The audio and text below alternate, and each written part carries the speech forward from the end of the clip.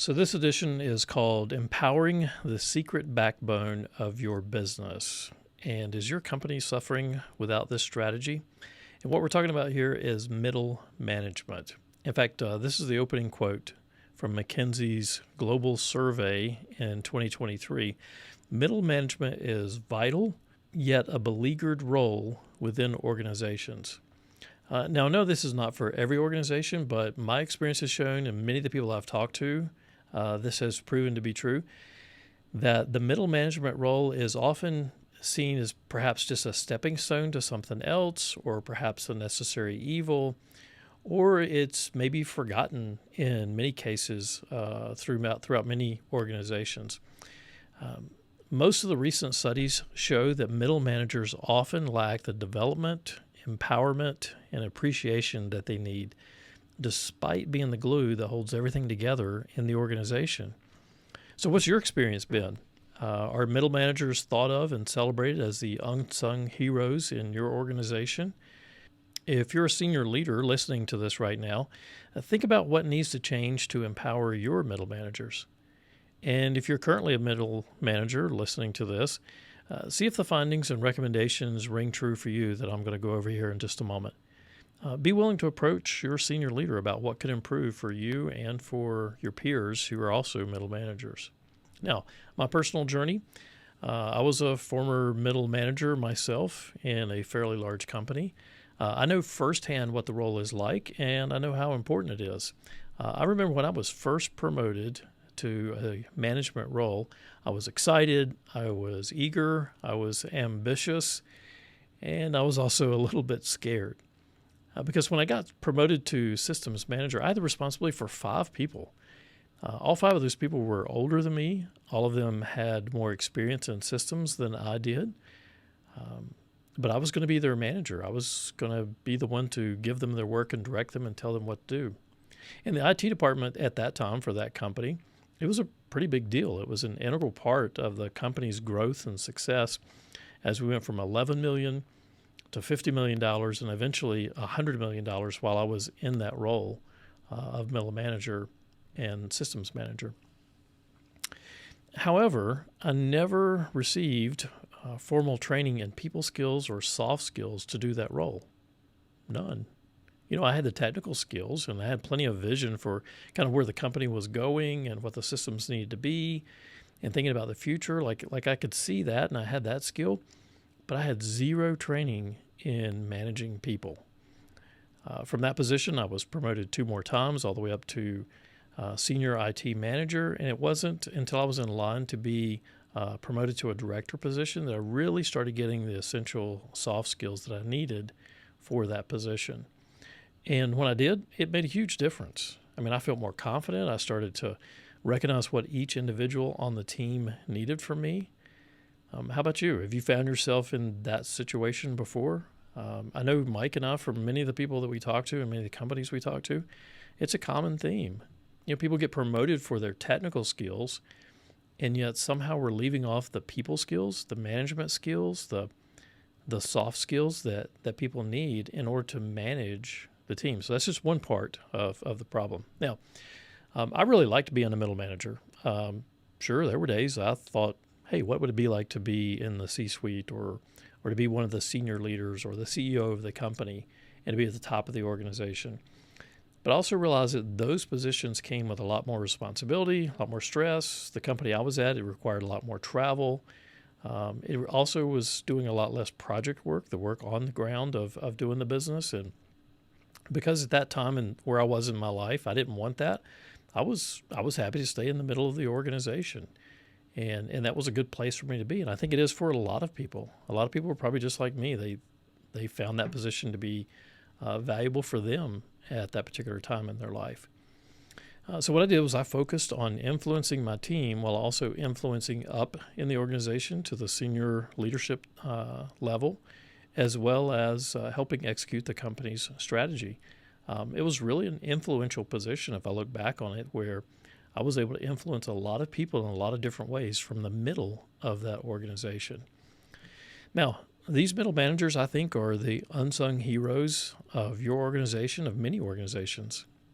If we really want our businesses to thrive and to succeed, we've got to find ways to start empowering those middle managers. I mean, after all, think about all the different efforts that they help lead for your company. They're coaching and developing your employees. They're leading and managing key projects.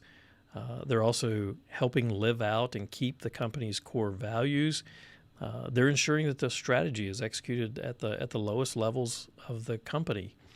And I think that's why we need to focus on promoting people to management who have the temperament and the skills to do the most important job of being a middle manager, and that's managing people. Listen to this quote from Brian Hancock, who's author of Power to the Middle. It's this book right here, which I have gotten and just started, and have pulled out bits and pieces of it for this recording.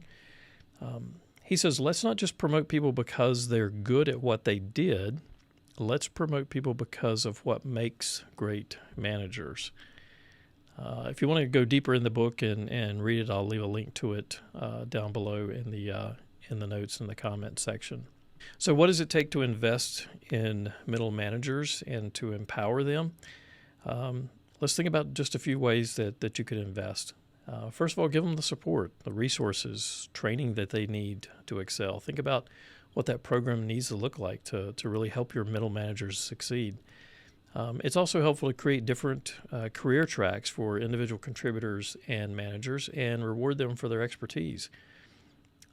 You can use levers like salary, bonuses, stock options, or profit-sharing options, or maybe just a challenging assignment or working on a different team. Sometimes those things can keep a superstar middle manager motivated and loyal and keep them really engaged in the company. Sometimes you don't even need to do a promotion to another level. Studies shown through McKinsey of what they've done over the past couple of years is that promotions ranks fifth in what middle managers want as a reward for a job well done. I think companies would do well to think about a reward system that rewards performance without necessarily having a promotion to go to another level and to be more responsible, to have more people under you and in your management level. It's just not the right fit for a lot of people. What ranks number one? Increased autonomy. Increased autonomy is what people want the most, especially as middle managers. You know, they're given this responsibility and this job and all these people to be responsible for, and yet at the same time, they feel like they're being micromanaged. They're being told exactly what to do, what not to do, and maybe not even given the time to do the management part of their job. And so increased autonomy is number one. Increased responsibility is number two. Some of these folks are star performers in your company. They're high-capacity leaders. They could probably take on more. It's just that we find it difficult sometimes to pass that on down to the middle manager, or perhaps the trust is not there. There may be a variety of reasons why that isn't the case. As another data point, I talked to Jen Evans, who's one of the consultants here at D4, and said, hey, what's your experience been? What have you seen as you've been a training and development manager for these past 15 plus years? What have you seen? And she's seen it too, seen it all the time. In fact, this is actually worse.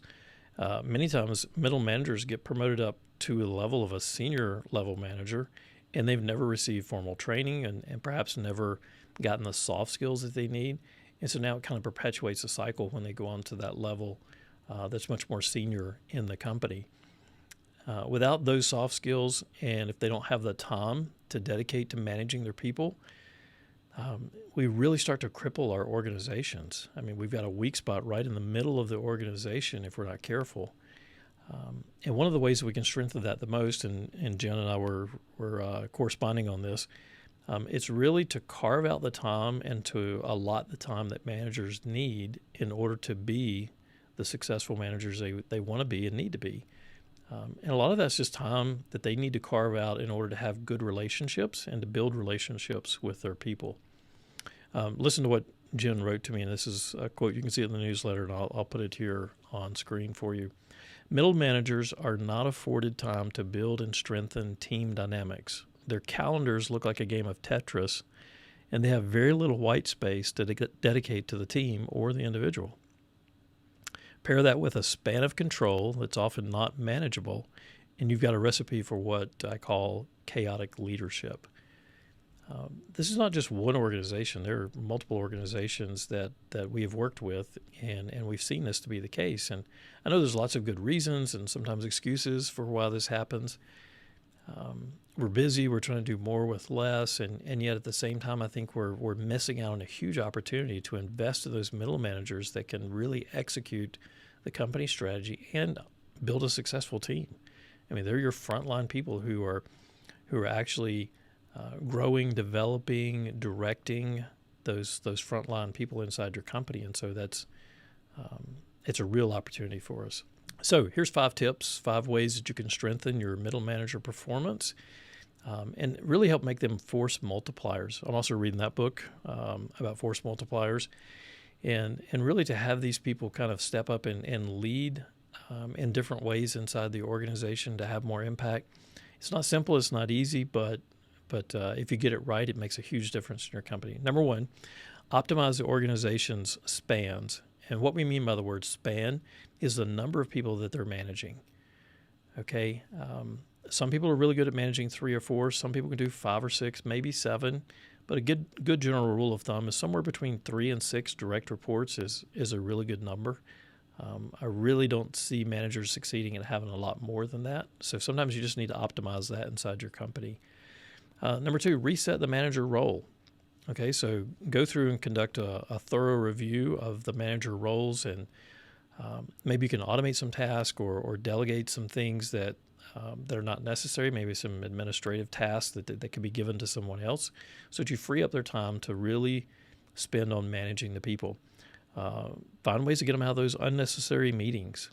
You know, just cutting back on the meetings could save a manager 3, 4, 5, 6 hours a week, right? And I've been there. There's been plenty of meetings I've been in. I think, what am I doing here? There's no value I can bring to this meeting, and there's nothing anyone's telling me that I didn't already know. So we just need to give managers the permission to step out of those meetings and to do something else if they need to. Number 3, pivot to capability building. Okay, decide what a win looks like for your organization, and then clearly communicate that to your middle managers and provide them the skills. And in some cases, you may have to upskill them. Okay, so they've got a certain level of skill, but it needs to go to another level for you to be able to carry out your mission. Number 4, drill down into the manager experience. Okay, spend some time increasing their purpose with your company. Go spend a day with them. Go get closer to what they do and how they're leading people, and kind of shadow them maybe for a day. Find ways to foster inclusion of the managers with some of the senior decision making. Find ways to offer development opportunities for those managers. Do the kinds of things that make them feel like that manager experience is a much more rich experience inside the company. And the last one, number 5, build in accountability mechanisms. Okay, so reinforce for them what great looks like, and then give them regular feedback and progress updates through performance management systems, the review process, the check-in process. I'm always amazed at how we encourage managers to have these check-ins with their people and have the one-on-ones, and yet so often the managers are not getting those from senior management. Some companies are better, some are not so good at it.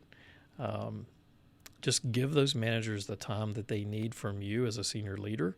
And if you're a middle manager finding yourself in this position, go ask for this. Initiate this. Say, look, I need this kind of accountability. I need some feedback on how I'm doing so that I can do better at my job and lead my people better. Just remember this. This is the bottom line. Your middle managers are an incredible resource that can really make your organization go to the next level. Unfortunately, they're often overlooked. They're just not given the resources, the time, really the allotment of time to be able to do their jobs well. By investing in their development and creating appropriate career tracks, and fostering a culture that optimizes their performance, you can start to unlock their potential and take it to a new level. I've seen it happen time and time again. When you do that, you're able to build a stronger, more resilient, and effective organization. So I hope you'll look at your organization, look at your middle managers. If you are a middle manager, look at your own situation. What can you take away from this? What can you say, this next week I'm going to change something, I'm going to have the conversation, I'm going to find a program that starts to build in soft skills for myself or for my people. If you're looking for one of those, we have quite a few of them. XCore is one that we're launching very soon. It's designed specifically for middle managers to give them the mindset and the communication skills and really how to build in the rhythms in their life and in their day in order to be a good, effective manager. So you can check that out. Check it out on our website. It's called XCore. I'll leave a link to it down below. Find ways that you can improve your organization by investing in those frontline managers, those middle managers. It will pay dividends not just now, but for years to come.